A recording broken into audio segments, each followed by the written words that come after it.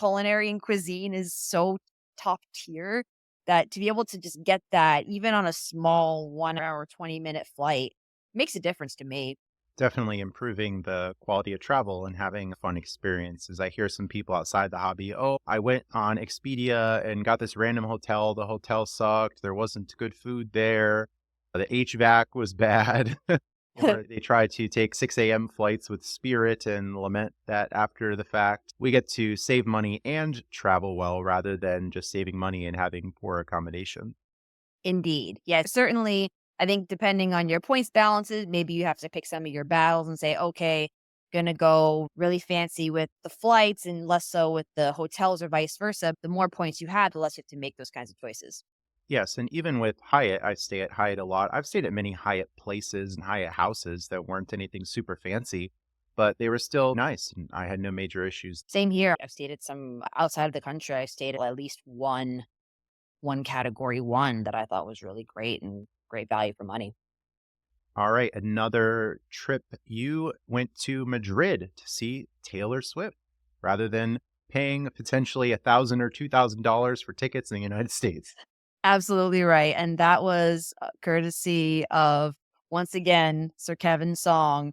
He posted on his Instagram for anyone to see, "Who wants to go see Taylor Swift and Paramore in Madrid in May?" And I was like, "Hello," raised my hand up pretty high. I definitely wanted to do that, and I remember I met him, I think, at the Chicago seminars in 2023, and there was some kind of an organized trip that Kevin did for some of us over to the movie theater to see the Eras tour at the movie theater. So that was where I understood he was a big Taylor Swift fan. That's how I started becoming friends with him. We follow each other on Instagram and all that jazz. So when he posted that, I immediately was on it. And so he had gotten the tickets. And what was so cool was that it was only 500 something per ticket. And this is for a VIP ticket. Now, what does VIP include? VIP gets you early access to the venue, which is really nice because the venues are quite big and can be crowded. And it also gives you some kind of a swag box, which has a lot of cool bags and cards and different things. That was really helpful. The airplane situation was a little different this time. I wouldn't do this again in the future, but that's part of the whole miles and points journey. Sometimes you make some mistakes early on and then you learn from them. So I decided to do premium economy on Virgin over to London and then pay cash on British Airways to get to Madrid.